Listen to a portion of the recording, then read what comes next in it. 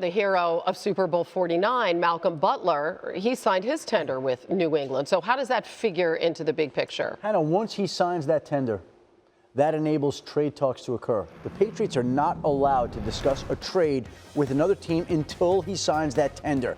He had until April 21st, which would be Friday, to sign that tender. Had he not signed it, he could not have been traded. But because he signed it, now there's 8 days to the draft, and now the Patriots and the New Orleans Saints are on the clock trying to see if they could figure out a deal that works for both sides. I would guess that New England has an interest in doing it. New Orleans has an interest in doing it, and it's a question of those two sides figuring out what it takes to get that deal done. Right. What would that trade look like? For as far as compensation is concerned, right. I mean, that's hard to say. It's really hard to say what New Orleans is willing to give up. I'm sure they have an idea. I'm sure the Patriots have an idea, and I'm sure it's probably further along than any of us really know. But I'll tell you what it would look like for New Orleans on the football field is better than anything that they put on the football field in the past 3 years, Hannah.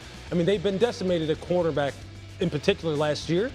It's been one of the worst teams in the league over the past 3 years that they haven't made the playoffs in terms of passing yards per game, yards per play, touchdown. I mean, they have basically, they pitched a shutout at the bottom of the league as far as defending the pass. So Malcom will be a welcome addition when that ultimately happens. Especially in that division where you have to deal with the Julio Jones, the Mike Evans, now Deshaun Jackson with Tampa Bay. So you need a number one corner who you can match up and then play zone or whatever you want to do scheme-wise around everybody else. If I had to predict, it would be for the 32nd overall pick, which would get New England back into the first round and would give New Orleans a chance to still pick 11, and then New England would have 32, which was the pick that initially belonged to New England.